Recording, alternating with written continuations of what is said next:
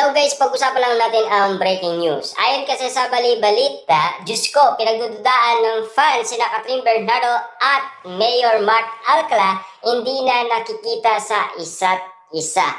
Tila pinag-uusapan na ngayon sina Mayor Mark Alcala at Catherine Bernardo. Mas pinaniniwalaan na kasi ng fans ni Catherine Bernardo at Mayor Mark Alcala ang mga prediksyon na kumakalat patungkol umano sa Katniel, sina Daniel Padilla at Catherine Bernardo. Umiinit na kasi ang mga balibalita patungkol umano kina Daniel Padilla at Catherine Bernardo.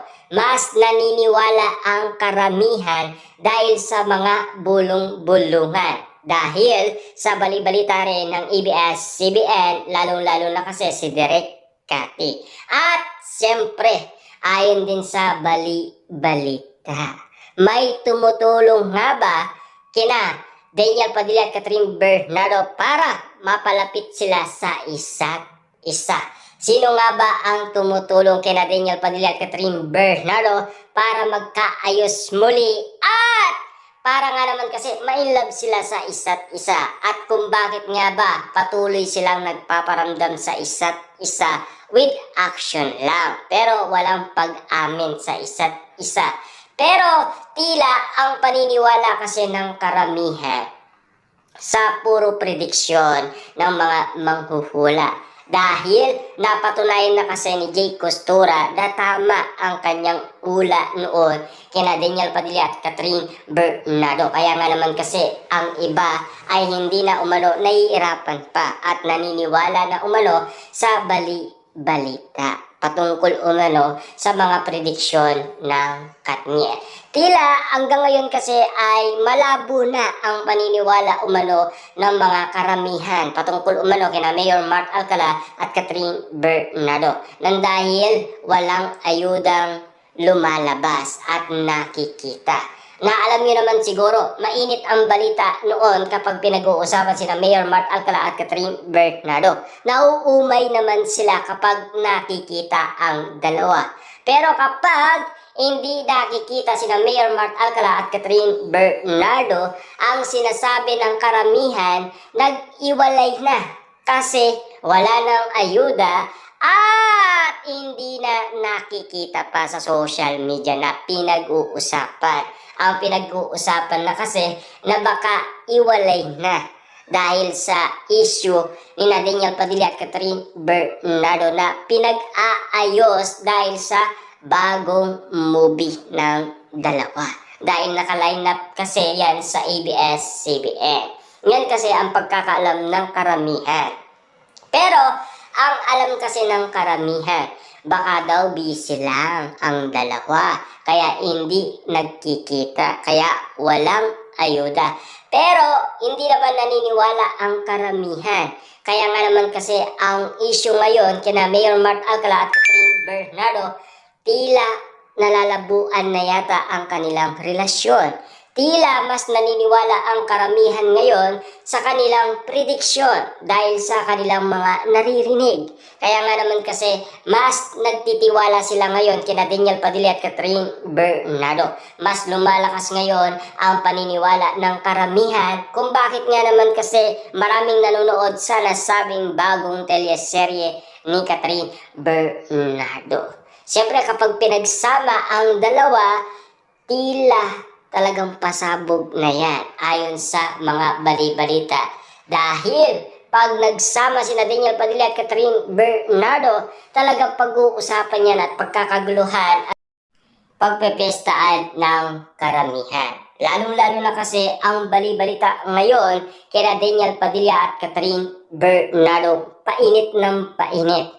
Na talagang hindi mo alam kung bakit nga naman kasi naloloka na ang karamihan dahil sa mga prediksyon ng mga manghuhula. Nalilito na kasi ang karamihan nang dahil sa usapin patungkol umano kina Mayor Mark Alcala at Catherine Bernardo. Lalong-lalo na Daniel Padilla at Kayla Estrada. At siyempre, Daniel Padilla at Catherine Bernardo. Ano nga ba talaga ang totoo? Ayon kasi sa mga balibalita ng iba't ibang mga netizens, gulong-gulo na sila sa sitwasyon na pinag-uusapan. Pero at least alam na ng karamihan kung bakit nga naman kasi pinagdududaan sina Mayor Mark Alcala at Catherine Bernardo sa ganitong sitwasyon. Pero at least, patindi ng patindi ang bawat anggulo na nangyayari umano kina Catherine Bernardo at Mayor Mark Alcala. May limitasyon na sa mga balibalita patungkol sa kanila.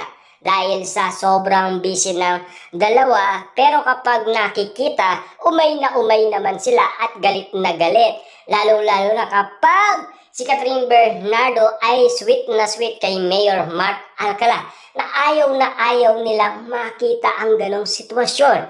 Pero kapag hindi sila nakikita, iwalay na daw at break na kasi wala ng mga ayudang nagsisilabasan kina Mayor Mark Alcala at Catherine Bernardo. Grabe naman kasi ang mga netizens dahil wala lang silang nakikita or baka nasanay lang kasi ang iba't ibang mga netizens na laging nakikita sina Mayor Mark Alcala at Catherine Bernardo sa ganong estado ng kanilang relasyon.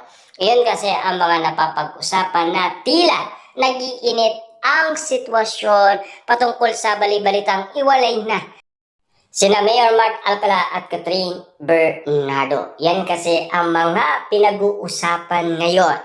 Yan kasi ang mga may init na issue patungkol kay Mayor Mark Alcala at Catherine Bernardo.